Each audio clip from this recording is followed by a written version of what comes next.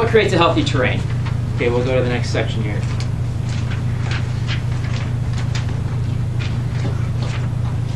Deschamps described it as a couple of factors. Alkalinity, which we've had classes on acid-alkaline balance, and a negative electrical charge. Okay, I don't want to get too much into this because we could get into a very long, like, scientific conversation about it. But basically, when it comes to alkalinity, what's important? Oxygen in the tissues, okay, and minerals. That's what alkalizes the body. Okay, negative electrical charge. Negative electrical charge is the way to look at it, and what we know again now through science is that all types of, well, I'll just generalize. Most everything negative in our world has a positive charge to it. Okay? That would be contaminants, pollutants, pesticides, herbicides, all these drugs, all these types of things. Parasites, fungus, they all have a positive charge to it. Okay? Your body has a negative charge, and it needs to maintain that negative charge. Now, what's a negative charge? A negative charge is a waterfall, ocean waves crashing on a beach, that fresh, clean smell after a storm passes and it's that healing smell. Okay, those are negative ions. That's a negative charge. The largest supply of negative ions on this earth is the earth itself. The earth is an infinite supply of energy, an infinite supply of negative ions. Lightning strikes somewhere on the earth 10 million times every single day. So that's where the life force is. So it's about balancing that within our bodies. All these poisons we put in our body have a positive charge. The contaminants in the food, the heavy metals, all of these types of things. So that's important to know. So the important things that contribute to your healthy terrain are the two polar opposites. One, nutrition, how you build your terrain. And two, toxins, how you're poisoning your terrain. Okay, so that's what we need to balance.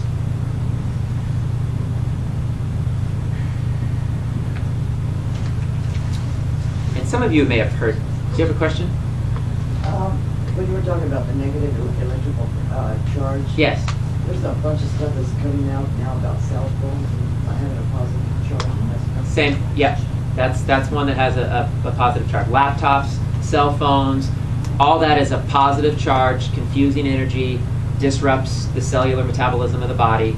the whole body. The whole body, yeah. Just the brain. They've actually done, it's really fascinating, they've actually done blood tests on, they've looked at a person's blood, like a live blood cell analysis. You see the blood cells moving all nice and pretty.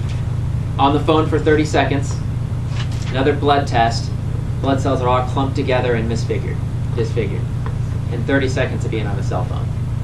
So yeah, again, we can back this stuff up with science. Does that answer your question? Don't be scared. You said they confuse energy and disrupt the what of the body?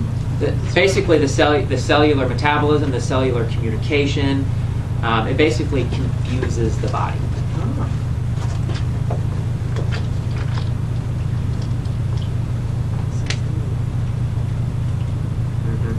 So some of you may have heard this, like kids that grow up on farms, and are exposed to different environmental factors on the farm.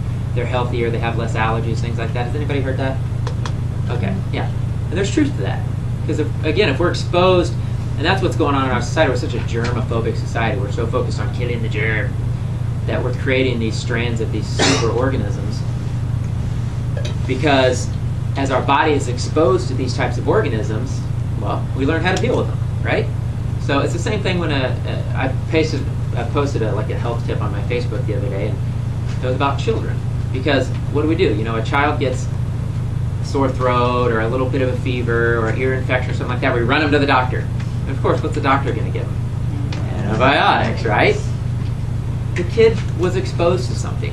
His immune system figures out what it was, it deals with it, and you're stronger for it. Back when I was a kid, we'd have chickenpox parties.